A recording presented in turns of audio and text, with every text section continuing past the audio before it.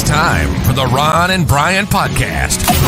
Get ready to fill your ears with the latest news, politics, current events, and whatever else we feel like talking about this week. And now, your hosts, Ron and Brian.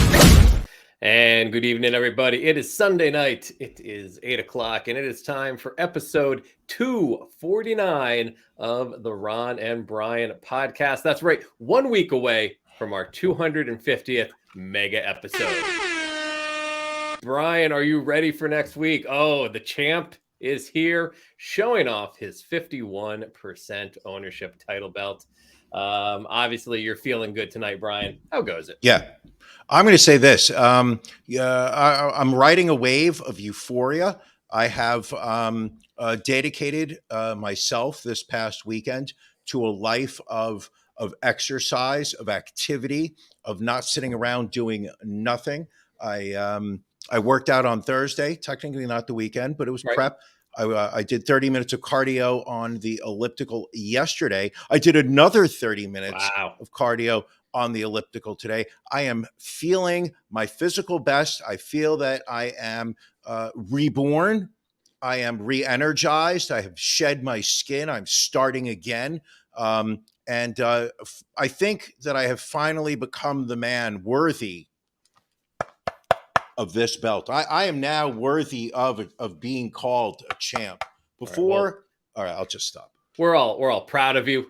And it sounds like you're pumped up. So pumped up, should we just get right into this show? Because we've got a jam-packed agenda tonight. I thought we had already started. All right, well, let's get it rolling with Drink of the Week. Drink of the Week.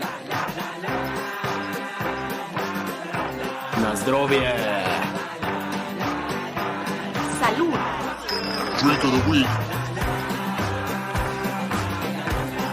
Pleasure. Who's? Drink of the week, drink of the week, drink of the Brian, week, drink of the week. What are you drinking this week? This week, I went all the way up to Vermont and spoke to the very night. Well, I mean, I didn't physically go up there. Gotcha. I placed an order online. Understood. But I directed my interest to the fine people over at Whetstone. Here, I'm going to hold this up properly. To the fine people over at Whetstone Brewery in Brattleboro, Vermont. You are looking at, ladies and gentlemen, a Diesel Stoner Sour IPA. Combining the tartness of a sour with the hoppy, fruity softness of an IPA, Diesel Stoner is a uniquely refreshing beer.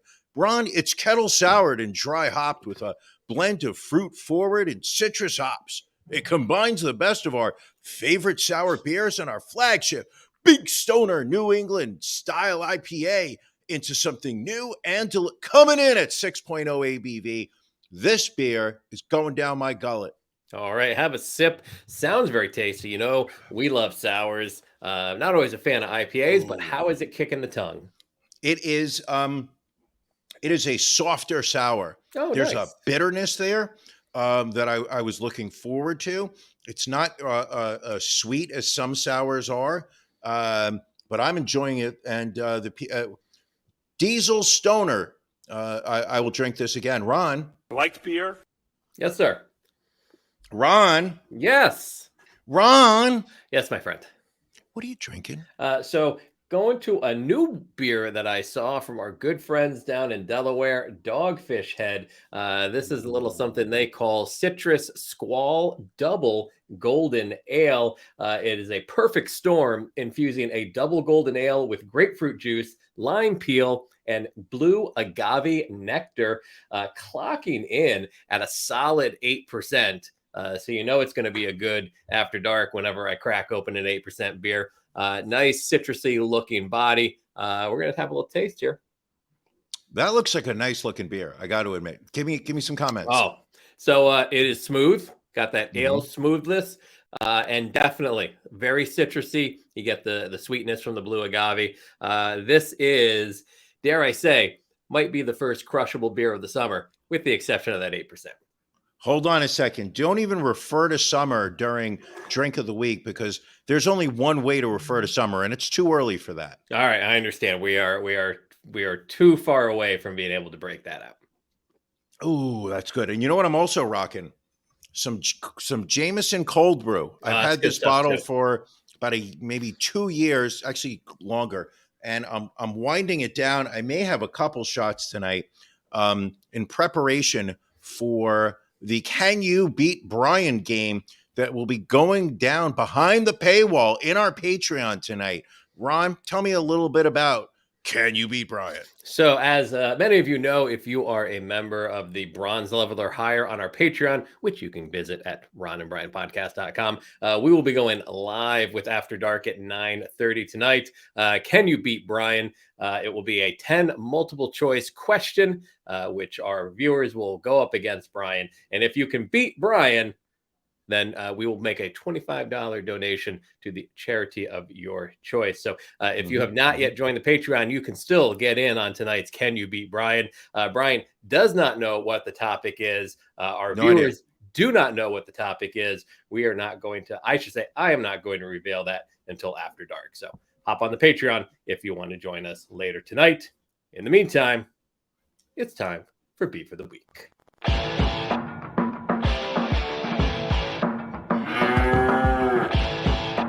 Ron and Brian's Beef of the Week.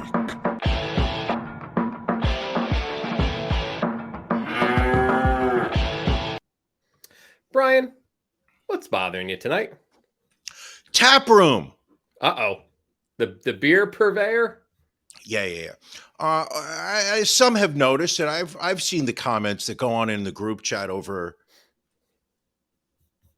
there. I see the comments. People start, been making comments that, Ron, you're winning drink of the week. I know it's not a contest, but the comments are, you can get called a basic bitch only so many times True. before it starts to hurt. And then once the wound is open, much like a boxer in the 11th round of a middle heavyweight fight. Are there middle heavyweights? I don't think so. There are, there's yeah. just middle. There are, really? Middleweights, they would be. Middleweights. So listen, one thing that is going to be very true of this championship this time around is the champion is open to suggestions, open to recommendations, open to, hey, you could be doing this a little bit better. This champion is not so full of himself that he thinks he's 100% correct all the time. So people have said, listen, place your order, get some different beers, switch it up, stop repeating beers every 3 weeks or so. So I placed an order on Taproom. We used to have a promo code, but after this experience, I will not be sharing it with the masses. Understood. So I placed an order. For 12 beers. I figured that 2 a week over the next 6 weeks. I've got beers for the podcast. Makes sense. Within, I would say, 48 hours, I received an email. And this really, really is first world problems. I mean, I realize as I'm complaining about this, Sure, that it's just embarrassing. That I received an email that 2 of the 6 beers that I ordered that even said that they were in quantity and that they were ready to order, because there were other beers that they said sold out on. But these said that they were in quantity. A couple of them said 2 left, 4 left, whatnot. Received an email that they do not have it in stock. Can you order something else? unacceptable. Absolutely. You're literally running a online beer distributor business. If it's sold out, market is sold out. If you have it, sell it, provide it, ship it. However, I got to say, the first beer that they sent me, I got to say this one's coming in solid. So Taproom, got a love-hate relationship with you this week. Ron. Yes, my friend. What's bothering you? I guess much like yours, very much a first world problem. As those of you who were listening last week heard towards the end of the show, had a little issue with the battery charging of the laptop that we do the show on. For some reason, it was plugged in, the little thing was lit up, but it wasn't charging. Went over to the Apple store on Monday to get it checked out, hoping it was just the charger that needed to be replaced. And Brian, you and I used to not be Apple guys, but over the years we've gone with Apple products because you're told they're durable, they last, they're better than PCs, things of that nature. So I've had this thing less than a year and a half, out of warranty, of course. Could I have bought Apple protections? Sure, but I'm just diametrically opposed to that. because I used to sell extended warranties when I worked for Sears in college, and it's just a big ripoff unless you need Sure. it. So of course, they hook it up, they run everything. They're like, well, we can't figure out what the problem is here. We can only tell you what it isn't, which it isn't your charger. So they had to send it off to get repaired. How much do you think that repair set me back, Brian? Now, are we talking? We're not talking new machine. We're just simply talking a repair on. So we're talking. There's labor. There's labor, correct? New. I'm assuming new parts. There were two parts. But they have a flat rate pricing that they plug you in under that will replace a number of parts under that flat rate. I'm gonna guess that it cost you $627.49. A little low, but close. It was $748 and change, which was painful. Were you? Hold on a second. Here's Yes. the real question. Were you able to pay for it with your Apple Card? I don't have my my Apple Card anymore. Which, if you remember, a previous beef of the week, my beef with the Apple Card, so I closed that. But regardless, they did, of course, try to see. Oh, do you want to trade in this laptop for a brand new one? Which, of course, then it wouldn't have been $750. It would have been $2,000. So they did that to me 2 years ago when my MacBook broke, and I did not, like you said, I didn't have the Apple protection, and I went with the upgraded Apple. I got the new one. yeah, and so I mean, eventually I'll replace this, and I'll probably get the Apple protection next time. But what also stinks, and again, this is on me. I get it. You shouldn't keep things stored on your laptop. By the time I figured out there was an issue and got it to the Apple store, I had like 7% battery life left. Sure. And it wasn't plugging in. It wasn't charging. So I couldn't back anything up that was on the laptop. And Sure. they were like, just so you know, might lose everything on it. And I was like, well, let's hope that doesn't happen. But sure enough, everything got lost from the laptop. All the files. No. So I was able to at least back it up from my old Apple that I had from when I got this in October of 21. But I have some files that I need to replace. All of the podcast data is safe, though, Brian. I know you worry about that. You worry about our place in history with episode 250 coming up next week. So, well, I know that Matt, our producer, set up a server backup that runs every night, or is it every other night right now? Well, the problem with that is that's also where he tends to do a lot of his cocaine when he's working on the show, and that has the powder has kind of corrupted the server. So we may need to go cloud based. I mean, servers are very 20th century, I think. Now, I have a question. Are you still, after this terrible experience with Apple, have you considered going with maybe a Microsoft Surface?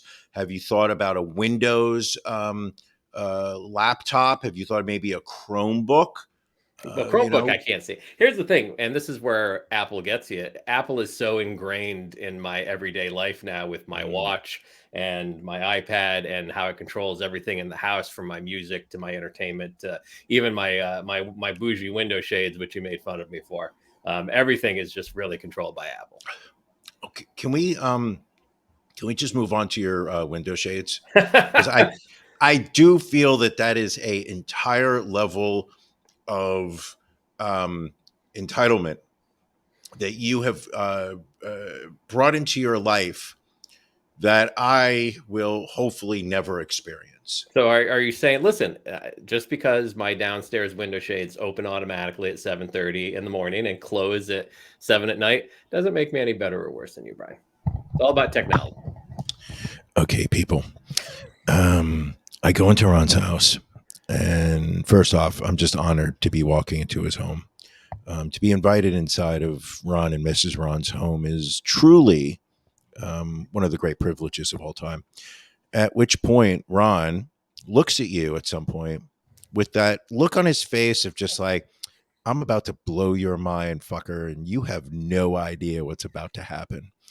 And he turns and he looks at his watch, and then he goes, oh, that's right, they're on a timer. At which point, his living room shades automatically start lowering by themselves. Keep in mind, I'm New York trash. I'm used to the pulley system. No, we don't do auto. I mean, Listen, it it's all was for the cats, Brian. It is all for the cats. They need to be able to see out the front windows. yeah, but can't you open it up in the morning and You then know, close it at night? it's just one more thing on my list to have to worry about. Well, for you to be like, "Hey Alexa, lower living room shades 20%," and then it stops. I mean, that is just Listen, all the I know is privilege. The your privilege. lady told you to get ready to have them in your very own place. So Oh, she made a mental note of she made a mental note that is exactly what's going into our living room when we get our place. It's all going to right, be cray. It'll let's be put a cray cray. let's put a pin in the automatic shades right now, and let's get Yes. to our guest this evening. She Ooh. is a Northern California native who is about to graduate with her MFA in performance from UNLV. You may have seen her perform her stand-up comedy at Jimmy Kimmel's Comedy Club, opening for Michael Yo and Matt Eisman. And her recent theater credits include her one-woman show, It's Not My Fault, I'm the Problem, at Vegas Theater Company, Helena in A Midsummer Night's Dream, and Varia in the Cherry Orchard at the Nevada Conservatory Theater. Here is a short clip of her stand-up from the LA Comedy Club in Las Vegas. And I love a bachelorette party. I do. I love them. It's kind of like competing on a mini season of Survivor. Because a group of women gets transported to a seemingly beautiful, but actually very hostile location. We will put our bodies through hell. We will form and break strategic alliances, and secretly, everyone is thinking about fucking Jeff Probst. All right, and welcome to the show, Skylar Shock. Thank you for joining us this evening. Hi, thanks for having me. And Brian will be ashamed to admit this, but he often thinks of fucking Jeff Probst as well. I was going to say, or are you a multi-time bachelorette party attendee? Either one, I could see being ashamed of. I get very intimidated by the whole Bachelor and Bachelorette series. There's just too much going on. There's too many personalities. And I also realized that if I were ever the Bachelor, I would just wither within minutes. I mean, well, go ahead. Sorry. No, you go ahead. I was going to say, I think the Bachelor and the Bachelorette series are a whole other beast of just time and commentary. But I do think it is more of their test to be influencers on social media. It's kind of their gateway drug, as it were. I think, Brian, you can't be on The Bachelor because you just don't like having your shirt off. And that appears to be a requirement for everybody that appears on those shows. I am a fan of very tight necklines. Skylar, I see you've got a loose sweater. Oh, don't stretch out the sweater. Don't worry. Okay. You've got, see, she knew. Ron, she knew that you like the loose and the neckline. I like it high and tight. I like it high and tight. She's rocking both worlds. I want to split the difference there. So there you go. We appreciate it. So Skylar, you're also involved in a company called Messy Bun Productions. Tell us a little bit about that. Yeah, actually, Messy Bun Productions is a company I formed with one of my colleagues from University of California, Los Angeles. So when I was in LA, Kayla and I, we were in a program together there. I was in the acting program. She was in the writing program. And we decided to start producing some of the stuff she was writing. And so we founded Messy Bun Productions. And through that, we've actually created a few projects that we're in production on. We've sent one project off to the film festival circuit. It went on to be a 25-time selection. That was directed by Getty Watanabe, actually. If you are a fan of 16 Candles, you might know who he is.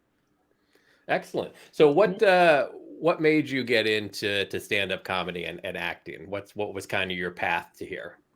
So stand-up comedy for me is actually the thing that I never once thought about doing. I was never like, yeah, I think I'm going to go try to be a stand-up. I just happened to, enjoy comedy. And I never thought I was funny, but other people would say that I was funny. And at UNLV, which is where I'm at now. I'm getting my master's degree in performance.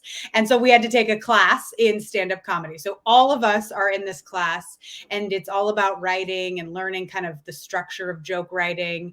And I just started going to some of the open mics before the end of the semester to test out my material.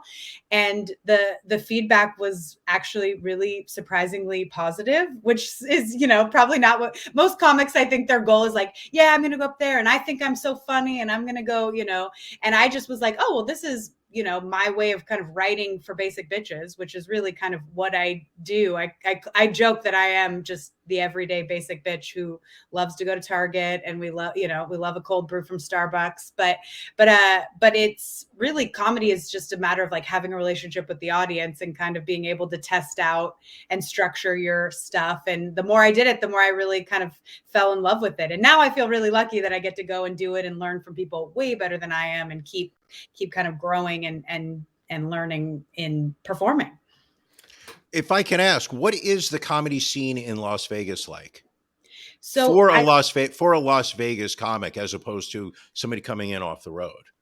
So Vegas is an interesting city for comedy because we have, I feel like, I mean, you can't quote me on it, but I feel like we have one of the highest per capita of comedy clubs. Like, we just have all the clubs on the Strip. There's a ton of places here in Vegas that do comedy. And so there's a great opportunity to be doing comedy and kind of owning your craft. And there's definitely like a very local Las Vegas comic scene. But because we're so close to LA, we get a lot of people that come in from LA.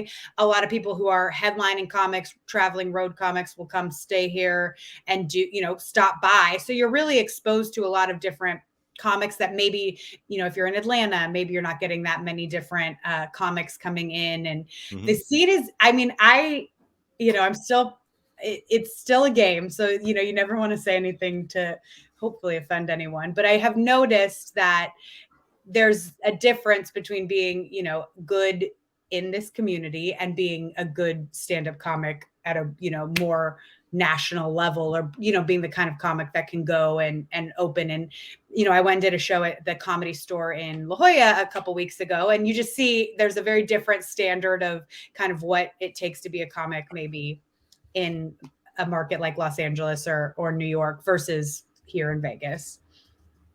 So what is it like going to school in Las Vegas? Because I mean, Brian and I went to college in a small town in upstate New York and had a hard enough time focusing as it was. How is it possible to focus on studies when you literally have distractions 24/7? Well, it's a fascinating learning curve, right? No pun intended. But because you basically know that every single possible thing is available here, where you can be going to see live music, you could be partying, you could be, sports. Literally, we've got everything here.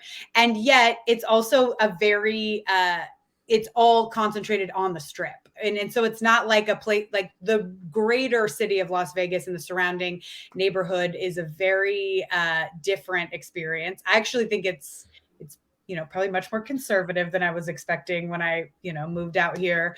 I moved in 2020. So it was right before the election. And so it was really, I'm from California. My whole life I've been like, oh, there's a whole community of people that are actually driving around with Trump flags in their cars. So it's an odd place in that you've got a little bit of everything and everyone's coming in, and there's a million tourists visiting all the time. Anytime your friends and family are in town, they want to go do all of this stuff. And you're like, I don't want to touch the Strip with the 10-foot pole if I can avoid it. But it's just like anywhere else where once you've kind of gotten to see what the cool stuff is, it's there, and you're not like constantly needing to go out and do it per se. Whereas I almost feel like it'd probably be more fun to go to college in a small town where you get to it's just like you get to live and it's not always like, okay, I think I'm going to go do this today, or go out and, this concert, Adele's here this weekend, we have to go see Adele, or whatever, So speaking of visiting Las Vegas, your thoughts on visiting Las Vegas in July? Bad idea or horrible idea? I would say horrible times 10. I mean, although right now what you wouldn't even know that we're on the way to spring. It's literally raining and stormy out. So who's to say what this July will be like? But it is I joke with my friends, like when I first moved here, it was in August, and I knew mentally what I was getting into. And I drive up, and the thermometer on my car is like 116. And it's like there's no way to, I hate it. There's no way to prepare for it until you are here. But visiting, I'd say come in November. My friend Brian over here turned 50 last July and said, It's my birthday. I want to spend my 50th birthday weekend in Las Vegas with my friends. And you did it? Oh yeah, we came out. Yes, we did. We stayed at the Virgin Hotel. We went to a nice dinner at the Golden Steer. And you think you're prepared for the dry heat of 120 degrees, but it was also humid that week. Every car taxi we got in, they were like, "Oh yeah, you picked a real bad time to come to Las Vegas." The worst. So there was no winning. So you stayed at Virgin. Did you guys go out and do anything outside, or were you like, we're staying inside the entire rest of the trip? We spent a lot of time in the pool. Yeah. Day drinking in the pool. I believe that my shoulders were burnt for about 5 weeks. Apparently when there is no amount of sunscreen that you can put on your body that will protect you from a July sun in Vegas. Yeah. What did we do? We saw Daniel Tosh. He fun. performed that was good. And then what else did we do? We did a lot of pool time. A lot of pool time. Yeah, double drinking because of the sun. Oh yeah. See, that's the other thing. When you're in your late 40s or 50s, it's at 10 o'clock you're winding things down. Even though you're in Vegas and you're sitting and you're like, oh, we're gonna rage tonight. We're at the craps table till 2 a.m. No. At about 10:30, people in the party just like, I think it's gonna get a nice cup of decaf and hit my room. Yeah. Slowly, which is nice in Vegas because you can just pretend you got lost and you make your way back to the room and no one asks questions. Absolutely. I never thought of that actually. No, you'll know for next time. Yes. All right. In Vegas. Yes. The Irish goodbye works best at the casinos. No one, because you're just going to go to the bathroom and then somehow you find yourself back in the room. Now, we were going to cover this story later, but since you're in comedy, we'll ask you this question. Have you heard about the new anti-woke comedy club that Joe Rogan is opening up?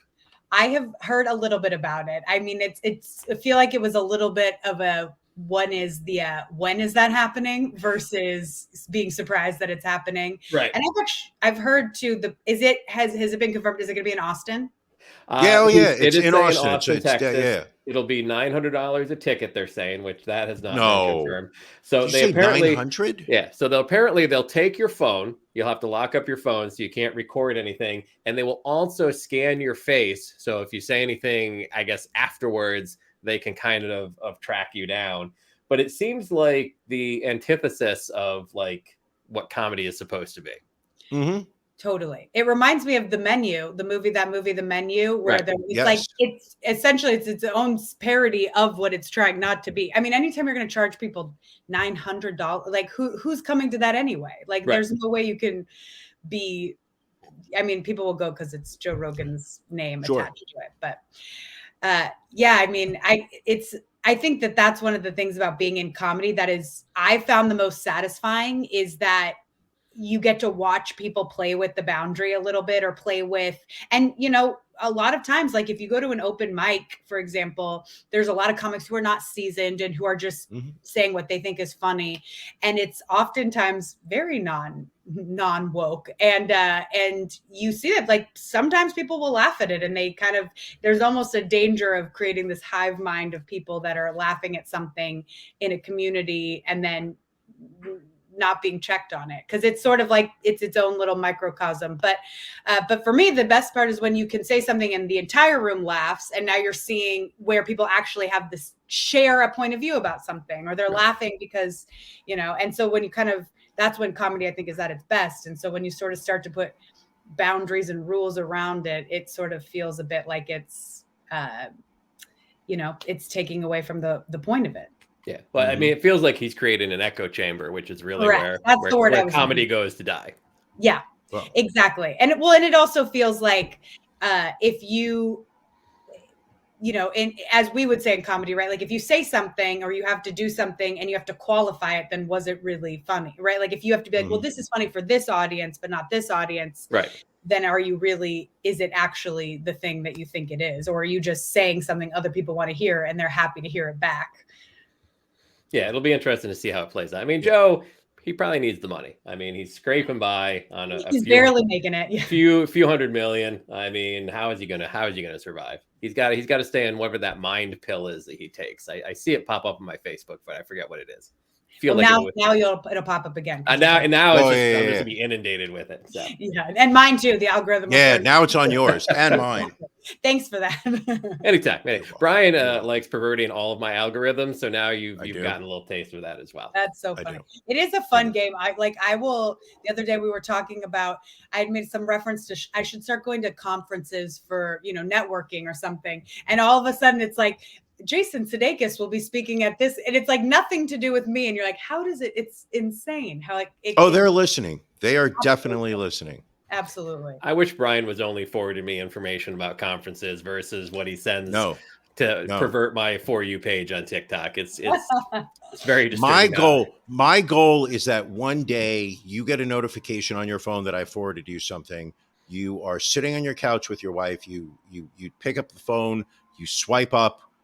Face ID recognizes you, and your wife sitting next to you just sits there and does that wifey thing where she goes, wonder what he's looking at, and looks over and just is utterly disgusted by you. She sees it. That's my goal. She says, "Oh, that's Brian, isn't it?" That's Brian. Yeah. So, well, appreciate you joining us tonight, Skylar. Absolutely. Where can people see you in the coming weeks and months? They can see me. I'm all over. The best way to keep track is to follow me on social. It's at Shocking, SSCHOCKING. Like you mentioned in the bio, I'm working on a one-woman show that we're going to be opening here in Vegas, and I will be performing at comedy clubs all over the country the rest of the year. So looking forward to that. Well, thanks so much Joe, for having me. This was awesome. Thanks for coming. Have a good one. All right, you too. Bye now. Bye. All right, Brian. Very nice of her to join us. Always good to have guests on. We're working on some guests for next week for our 250th mega episode. I know you're excited. Also, I'm going to say, people, check out her social media. Yes. She's got a bunch of clips on Instagram. She's got a YouTube channel. Give her a follow. Let her know that you watched her videos. If you think it's funny, if you enjoyed it, follow it, like it. Let her know that you saw her on the podcast, and that you enjoyed her visit to us. All right, Brian, you had a kind of a new whatchamacallit. You had a new bit that you wanted to try out this week. I did. A little something that you're calling. Wait, what are you calling it again? I want to call this my new bit, Fuck Around and Find Out. All right. What is the first story this week for this new segment? The whole concept of fuck around and find out, it's a phrase that seems to have taken hold over the internet. But basically, for those who, have been hiding in a suburban home with shades that come down every night at 5 p.m., fuck around and find out. This segment is people who have felt a sense of entitlement over something and crossed the line that we as society consider acceptable and paid a heavy price for it. Ron, I believe we have an example this week of someone who decided that they were better than the rules and quickly realized that there were consequences for their actions. Yes, this first one is a sovereign citizen driver who was pulled over by the Farmington police in Utah because he had a fake license plate attached to the back of his vehicle, and things did not go too well for him during his traffic stop. He finally hands over his passport. It was fraudulent. It wasn't a real passport. They ask him to get out of the car. He does not want to get out of the car, so they're going to take him out of the car. Turns out he had a sidearm. Uncertain whether he reached for his gun or not, but as you will see, the police react.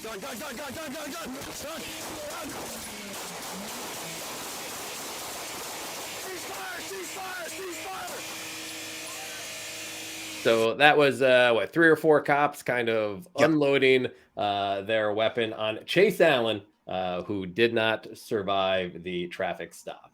So basically, how he was fucking around, he was driving on the road with a handmade license plate on the back of his car. The cops pulled him over for it. He announced that he was not subjected to any rules or regulations from the state's motor vehicle department, that he was a sovereign citizen of the United States. He was not subject to their rules. Refused to hand over any type of identification. Finally, when he did, he handed over a fake passport that somebody had printed up. And the cops just kept getting more and more irritated. I'm not sure he needed to die. I'm going to say that. However, and this is where the a-hole in me comes out. I'm not too upset. Right. I don't know that he was a great, productive member of this society. And the second story we have this week is a guy who apparently was unable to get on a return flight home, was not happy about it, and got tased for his trouble. I like how he tries to defuse the situation at first and then goes insane. Well, you can see there's 3 cops in the area. He's saying he spent $2,000 for a flight to come home and then missed the flight, apparently. Well, hold on, you're going to find out why he missed it. From Longview to Medford, Medford back to Longview. Why the fuck am I not on a flight back to Longview? Now, keep in mind, he's got 3 cops staring him down. Well, you missed the important part. They asked him if he's been drinking. He said, "Yeah, I had 3 margaritas." So he had 3 I've had 3 margaritas and not behaved that way. So why are you allowed to serve alcohol in here if I can't have 3 margaritas? Fucking airport. Fuck you. Oh yeah, once you say "F you" to a police officer, there's going to be a reaction. $2,000 to be on. See, I like this moment when the cop goes around and now has his 6, as they like to call it in the business.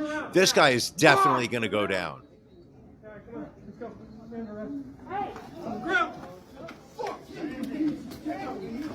Yep, he's finding out.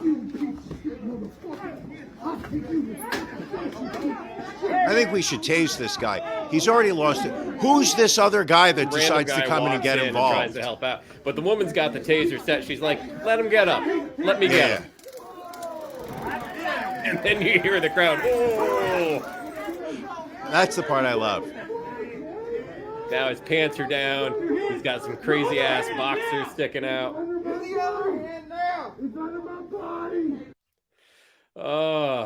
He fucked around. And he found That's the thing. And this is the part that I do not understand, is the fact that, the presence of a police officer, at least this is the way that, I've been brought up. Not necessarily by my parents. My parents absolutely despised the police officers. My father, one time I brought home one of those Back the Blue American flags that I was going to put up when I was coming home from college. You mentioned earlier, we went to a small town in upstate. I brought home a Back the Blue American flag. My father lit that on fire. He was like, "No, no, son. They are the enforcement of disrespectful laws. They're keeping the wealthy safe." Your dad had an ACAB tattoo, despite tattoos being against his religion. ACAB right across the forehead. Good old HP. But the point is, it's just the fact that, like, common sense, or that's really what I'm trying to say here. Right. Common sense is, if police officers start to approach you, de-escalate the situation, because you can't trust that they're going to. Right. The 3 police officers come, start screaming "fuck you" to them. That's not going to work in your favor. I don't care what race you are, what skin color you have. The police officers are going to take you down. Right. And Joe asked if he missed the flight because he was drinking margaritas. Less so that he was drinking margaritas. Apparently, he was kept off the flight because he was drunk and belligerent to the gate agents. Yeah, which meant that he had more than 3 margaritas. Ron, what's the And Janelle said it was hard to hear that audio. Again, Matt, cocaine, bad levels. But you can't yell. You we'll can't figure it out. Ron, what is the drunkest you've ever been on an airplane? What is the drunkest I've ever been on an airplane? When I went to Cancun in '96 with a buddy of mine, and we had like one of those all-inclusive airfare hotel packages. Sure. But it was a chartered plane, so everybody on the plane was part of this tour, and they literally had coolers of beer in the aisles for the flight down. So I guess that was on the flight. I tend not to get too drunk before I fly because I always worry that I'll be too drunk to get on the plane and then I won't get home. Okay. All right. What about you? you? Doesn't sound too bad. The drunkest I ever was and I'll tell you the ending of the story was a stewardess patting me on the shoulder saying, "Don't you think you've had enough, sir?" That's the end of the story. I was in Dallas for business training. We were learning a new software and whatnot. So we were in Dallas, and it was a 2-day training seminar. And on the second day, after about an hour, I cut out. I looked at my coworkers, and I was like, "Don't tell anyone." And I just got up and left. I picked up the phone. I called a friend who lived in Dallas at the time, who I had made arrangements to meet for lunch, and I said to him, "Hey, any chance you want to meet earlier than 12 today? I've already finished my training." And it was probably about 10:30 or so. I was on a 5:00 flight. So he said, "Yeah, I'll get in my car now and I'll drive over." He wasn't working at the time. So, Okay. So he picked me up. We drove over to Dealey Plaza where, I had to go. I mean, Well, that's where you go. Somebody obsessed with the JFK assassination conspiracies, and you're in Dallas, you have to go to Dealey Plaza. So then I made him take me up to the museum that they have on the 6th floor, the book depository up there. Then we went out for lunch afterwards, where we started drinking. I forgot the brand of beer was, but it was a Bach beer, so it was heavy. So we started drinking there. Then I was like, I got to get going. I got to get to the airport. So he's driving me to the airport. And as we're on our way, he's like, "You should make sure that your flight's on time." So I called the airline and they said that my flight had been delayed. So, and let me guess. What? You stopped to have a few more drinks? No. He drove me to the airport because he had other plans. Yes, it was Shiner Bock. That's it. Yes, Gabby. Absolutely correct. It was Shiner Bock beer. Oh, good call. Ooh, wow, that's awesome. So he drove me to the airport, and I think my flight had been pushed back from 5 to 7. So I had nothing to do. So I'm walking around the airport in Dallas. I think I stopped at the bar, had beer after beer. And at this point, I had developed a taste for the Shiner Bock. So I was several more of those. Understood. Finally, they started loading up the airplane. I got on, and I'm hammered at this point. So I get on the plane, and the stewardess takes her first round of drinks as she's walking by. And I was like, "Can I get a double Jack Daniels?" She gave them to me, and I drank them. And what I remember is I had an aisle seat. I was sitting on the aisle, and I was in rough shape. So as she was making her path for taking the second round of drink orders, she looks at me and she's like, "Can I get you something?" She was probably thinking coffee. Coffee, water. And I was just like, "Yeah, can I get another double Jack Daniels?" And she just put her hand on my shoulder and said, "Don't you think you've had enough, sir?" And I remember it was one of the most pathetic moments of my life. And I've had many. I have had many pathetic moments in my life. I just remember looking up at her and just saying, I just want to go to sleep. who the fuck says that? I mean, so she took some pity on me. She brought me the two little airplane sized things of Jack Daniels, which I just put down, out like a light, like a light. She woke me up when we pulled into JFK. Were you duct taped to the seat at that point, or did it not need to go to that? Listen, I'm not a violent drunk. I No, I think that understand after 50 years of drinking, and some of those years, and even Johanna can attest to it. Sometimes I overindulge, but even when I overindulge, I'm not a violent or angry drunk. True. I'm just Very true. I've been told that I'm an annoying drunk. You True. know, there. See, are you kidding me? Of course, he didn't need to die. Very good, Brian. What Yes. we've been doing our favorite stories of the week the last few weeks. What was your story of the week that you want to bring to people's attention? My favorite story of the week, and shocker, I know Janelle is going to freak out when she hears this, but my story of the week takes us to the great state of Florida. What? Yes, the great state of Florida, and we're in Eustis, Florida, a town I've never heard of.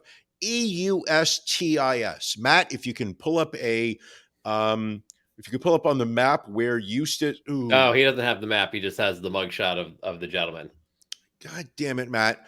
We're looking at Timothy Taylor, or as I like to call him, Timothy Paul Taylor, because when you're white and you commit crimes, the New York Post will print your middle name. Oh, they will. First off, folks, he's 35. Oof. That's a hard, rough 35. Yeah. Okay. So he's already a convicted felon. Already. So prior to this, he's a convicted felon. Correct. And this is clearly, I don't mean to give anything away. This is clearly a mugshot. So people, where this is going to go. He walked into the A1 massage parlor in Eustis, Florida, and demanded sex acts from the massage parlor worker. He entered through the back door at 10:30 a.m. He was trying to enter through the back door.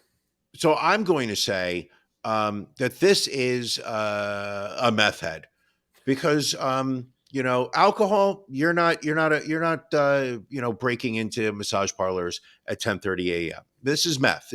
I've been awake for 4 days. Right. Also, just the whole face says meth. So he approached the woman who was alone in the business. This probably wasn't even one of the workers. And he asked her to perform oral sex. And when she told him that the business did not engage in that sort of activity, well, Timothy Paul Taylor did what any normal, red-blooded American would do. He pulled out a gun and aimed it at her head and ordered her to do so. But she stood firm, again said no, at which point he then threatened to kill her if she called the cops, ran out and fled in a small black Chevy. Woman who was uninjured, of course, called the police, who quickly located Mr. Taylor, and were able to arrest him without incident after they saw the car parked in front of his family's home. That it feels problematic. Listen, if you're busting into a massage parlor at 10:30 a.m. demanding oral sex, you've made some really bad life choices. Yeah, without a doubt. Ron, well, that is certainly a story, Brian, without a doubt. Ron. Yes, Brian. Ron, what's your story of the week?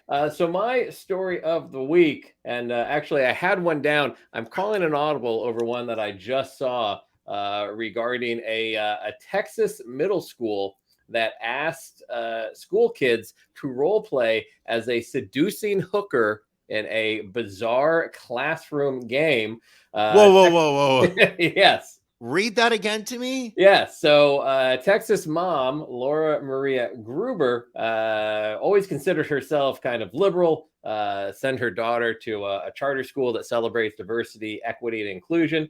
But apparently her 13-year-old was asked to play a, quote, seducing hooker in a bizarre classroom game. She said that she picked up her daughter. Her daughter said, "Mom, we played this game and you're going to be upset." So I think I have a photo of the activity that they did in the classroom. So this was supposedly the conversation that the mother had with the child about this game. So the hooker seduces the hunter against the bear. Then you win over the bear because you're the hunter. But if you're the bear and the other person is the hooker, the bear beats the hooker. So apparently it's called Bear Hooker Hunter. Okay, well, first off, everybody beats the hooker. I mean, we know that. I mean, sex workers need to be protected in society. But I'm utterly confused. The hunter beats the bear, and the bear beats the hooker. So the hunter, by the law of deduction, can beat the hooker. So apparently it's almost like apparently it is an adult drinking game version of rock, paper, scissors. And the kids were told to strike poses either as a hunter pose, pointing an imaginary gun at each other, as a scary bear with its paws up, or as a seducing hooker with a hand on one hip and another behind their ear. What the fuck? Yes. This doesn't even make sense to me. I'm not exactly sure what is going on here. So basically, I mean, the school admitted that the game happened as was described, but and issued somewhat of an apology, but no punishment against the teacher. But it's drag queens, Brian. It is drag queens that are dangerous to the youth of this country. Certainly not teachers in Florida. Ron, if you were playing bear, hunter, and hooker, who would you be? I mean, I'd probably go bear. You are a bear. That's what I've Just been not told. hairy enough. I would have gone hunter. All right. Ooh, you'd be hunting me then. If you play your cards lucky. Speaking of drag queens, let's jump down to Florida, our least favorite state in the country, where now a Hyatt Regency in Miami is in danger of losing their liquor license because they hosted a Christmas-themed drag show, alleging that minors had been in attendance. Florida has literally just gone off into the abyss. Right. Without a doubt. I literally cannot. It's one of the scary things about American politics right now is that we are so ideological, and that these ideologies. Ooh, that was a little wordplay there. These ideologies have so infiltrated our political world and our the people that write laws and vote on these laws and enforce these laws, that it is this concept of just like, how can I be more conservative? How can I show my constituents that I have more bona fides for this ideology than the next person? So this way, when I am running again for reelection, that I will be able to, stand on solid ground to say that, I'm here fighting for the innocent children.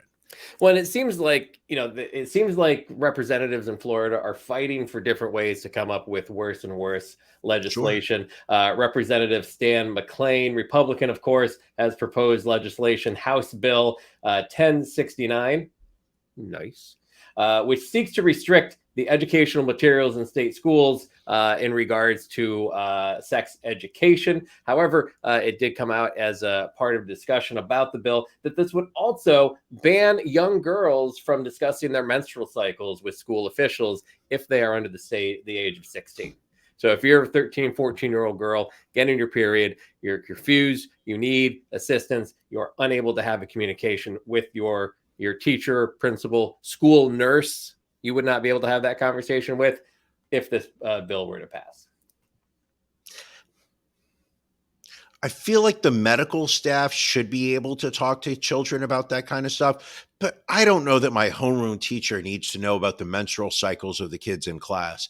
And I mean, truly, this is the other point that that I'm going to go towards, is the fact that, as we are passing all these laws, it's more and more at the same time exposing that it is the people who are in authority that are the ones that are being caught abusing these children.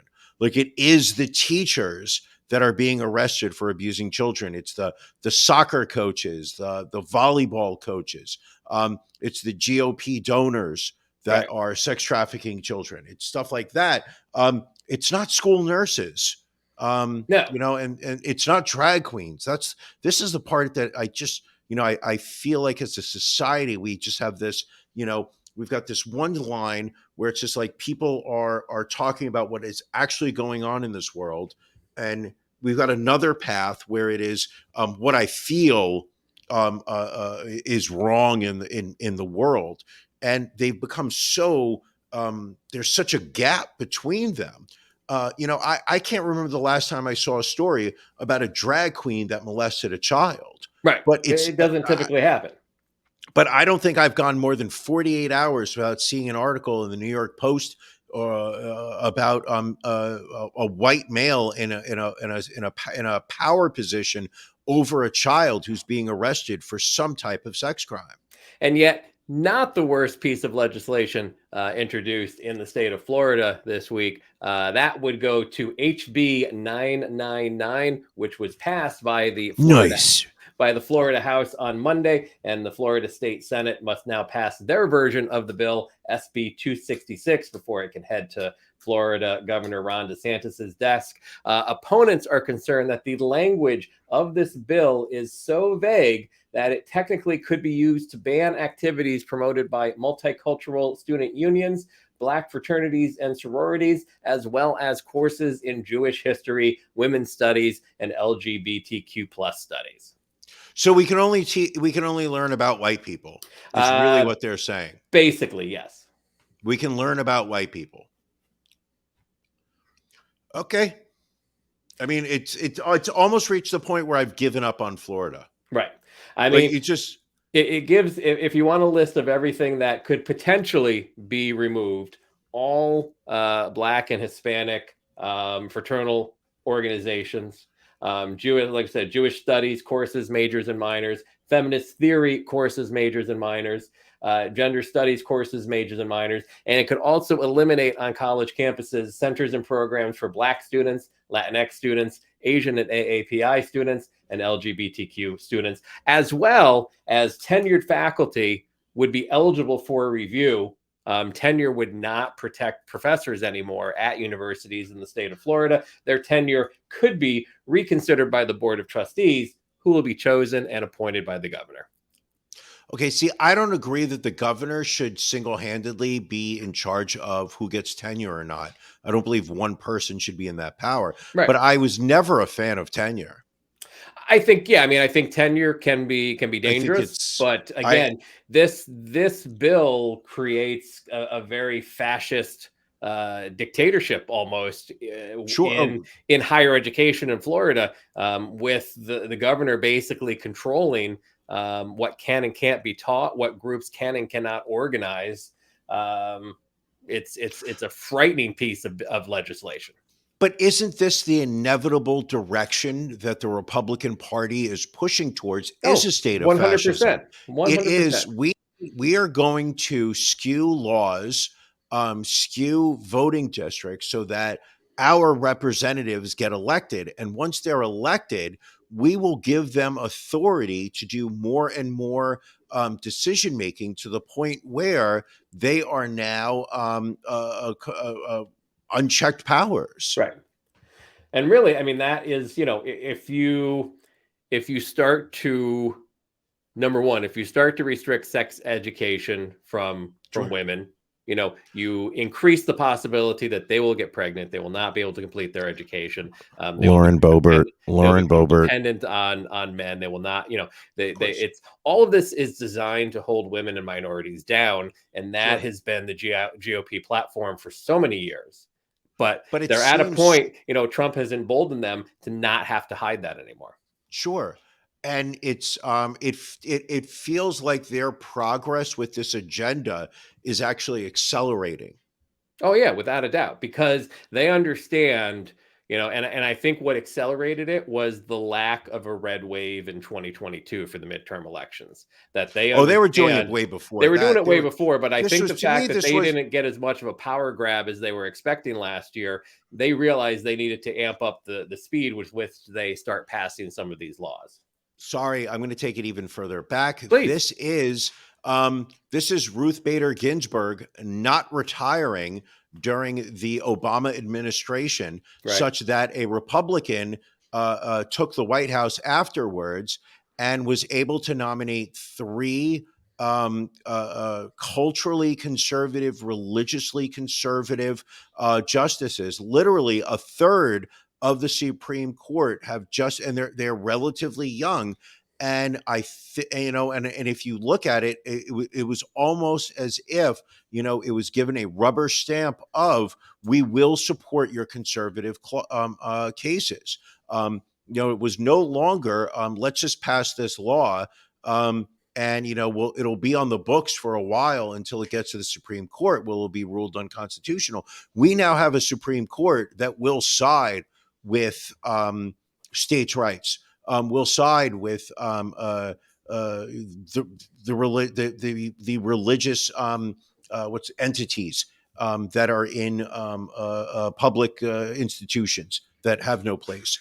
And to me, this all goes back to the Republican power that they have over our Supreme Court right now. Right. Those are, we were talking about tenure earlier. These people have positions for life. The ultimate tenure.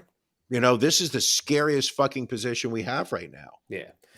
Jumping out of Florida, going across the country to California, a local Los Angeles meteorologist suddenly collapsed while on live TV yesterday morning. CBS Los Angeles weather anchor Alyssa Carlson Schwartz, they had just cut to her for her 7 a.m. weather report when this happened. Ready for some sunshine? I know I am. Let's start off with a check of your next weather with meteorologist Alyssa Carlson. She joins us live in the studio. Alyssa, this really is the calm before the storm. Not again. No. Oh. We're going to go ahead and go to break right now. Yeah. So now they posted on social media that thankfully she was okay. So we can kind of make light of that now. But the one anchor on the right, really was just love her. Not again. I guess maybe this woman is known for maybe making faces or kind of having fun with the weather report, but she clearly felt that this woman was goofing off when she was in fact passing out and about to collapse on the floor. I love is that as she slams her head onto the glass table, Rachel Kim goes, "Oh, not again! Not again! Not again!" Oh, no. How many times has your meteorologist passed out during a live program? Is this something that we just kind of chuckle as it's happening? We have a story here out of Massachusetts where a resident doctor was busted by the feds for allegedly possessing thousands of child porn images and videos, including footage of young patients he cared for that were recorded with a bracelet. We share this because the photo of this gentleman, if he does not creep you out just looking at him, this is Dr. Bradford Farrick. And he looks like a Bradford. He doesn't look like a Brad. Definitely. He looks like a Bradford. He's a Bradford. 32 arrested last month after federal investigators uncovered dozens of devices allegedly containing the disturbing material during 3 separate searches of homes where he lived. If I was a parent, which I'm not, and I brought my kid in to go see a doctor, and this guy walks in the room, I am grabbing my child by the wrist and we are running out of the room. Right. I mean, he's got the crazy eyes. Right. The teeth are way too white. He's just the glare, the stare that he's putting out there. So listen to this. During a February 13th search of his Winchester home, about 61 devices, including external hard drives, computers, cell phones, hidden camera systems, and SD cards were seized. 4 days later, they searched the same home again, discover another 11 devices that contain images and videos depicting child porn of victims between the ages of 6 and 11. Then they searched a home he was renting in Amherst. They found 8 more devices that included multiple hidden cameras, one designed to be worn as a bracelet, which allegedly contained recorded videos of Ferrick giving medical exams to 2 minors. What kind of, I don't know. The only good part of this is that he is going to go to prison, and he will just have a horrible, horrible life sentence in prison. But it's the drag queens we need to worry about. Gotta watch out for It's those the drag queens, folks. Gotta watch out for the drag queens. It's the school nurses who want to talk about menstrual cycles, the 12-year-old girls who feel uncomfortable talking about it to their parents. These are the people that we need to lock up. Well, we also have to lock up Hillary, but that's old news. Hillary has needed to be locked up for 7 years, and the fact that she's still walking around is sad. You know who is back in prison, Brian? 70s rocker and pedophile rocker Gary Glitter back in prison 1 month after his release. He was out on parole again, looking a little disheveled in this mugshot here. So he was sentenced to 16 years in prison back in 2015 after he was found guilty of sexually abusing 3 young girls. He was on controlled release, and then he breached the conditions because I'm trying to think here. Oh, he was caught. Here we go. He was caught trying to access the dark web on his phone. Yeah, he apparently, according to the article, he was allowed early release from prison, good behavior, whatnot. Was sent to a kind of halfway house, I guess, where he was given a cell phone. And went onto a web browser. I mean, and keep in mind, this is just like the addiction and the compulsion that exists within some people. Is that you've done years in prison for child pornography. You're now been given a release. You're not in prison anymore.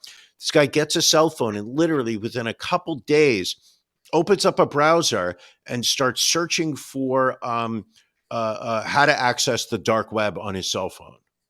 And also, you couldn't have just been like, he allegedly typed "how to avoid detection when web browsing." That is a very boomer thing to search on a web browser, is how to avoid. You figure that out before you search on the web browser. As if they weren't. I mean, did he not think they were going to monitor his cell phone? Listen, again, I think it's an addiction. I mean, and while he should be treated for his addiction, he also shouldn't be out amongst the general public.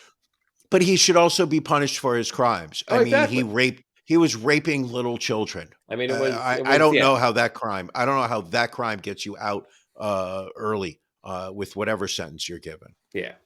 Well, Brian, I think this was a fantastic episode, but even better, next Sunday night, 8:00, our 250th episode, we are going to do a mega episode. 2 solid hours. I love that alarm. At 8:00 next Sunday night for episode 250. Normally, we would do our pajama party next Sunday, last Sunday of the month. But because of the 2-hour mega episode, we are going to do our pajama party tonight on Patreon, 9:30 after dark with Can You Beat Brian? So if you are not a Patreon subscriber, you get to join us live on the pajama party. Go to ronandbrianpodcast.com, click in the upper right-hand corner, and join at the $10 level or higher. On top of some great swag that you'll be qualified for, you get to join us live 9:30 tonight, just 22 short minutes from now. If you join right now, we will get you that Patreon link in time for the pajama party, in time for Can You Beat Brian? I'm excited. I thought January's Can You Beat Brian was good. I think I may have even bested myself with this month's Can You Beat Brian? I am excited. I cannot wait for it. How much back sweat do you have thinking about Can You Beat Brian right now? Right now, I have no back sweat, All right. but there will be back sweat when the game starts. All right, fair enough. Will we be using a shared Google sheet or no? I will provide the shared Google sheet to everyone. Okay. It's prepared. All right. It's ready. I'll share the link when we are on After Dark. Great show. Thanks again to Sarah Schock for joining us on the show. Skylar Schock. Skylar Schock, excuse me. Skylar Come on, Schock get her for name joining right, us. You can find her social media on the Twitter and Instagram S Shocking. We will also have it on our social media as well. Yes. Where you can find her. Nice interview. Glad to have her on. Absolutely. Brian, anything else before we wrap up episode 249? Again, just one episode away from mega episode 250. Listen, that's going to be a special episode. I think would be great is within the next week, between now and next Sunday. I think it would be great if our listeners, our viewers, send us either a video clip to our various social medias, or send an email, ronandbrianpodcast@gmail.com, with either some kind of their favorite memory of their show, what the Ron and Brian podcast means to them, some type of acknowledgement of just how important this podcast, this show plays in their life. Lives have been saved, children have been rescued. So many things have taken place during this show. And I think it's going to be an episode where, where we're going to be able to look back and at the same time look forward. So it's one of those slices of reality where we're all going to be able to celebrate. There's not going to be a dry eye in the house. Nope. Many tears will be shed. Many tears, Jerry. All right. Well, Brian, are you ready to go get ready? Are you ready? Are you ready to get ready? Oh, I'm ready. All right. Well, thank you for joining us, everybody. Patreon folks, we'll see you in a few minutes. Everybody else, we will see you next Sunday night.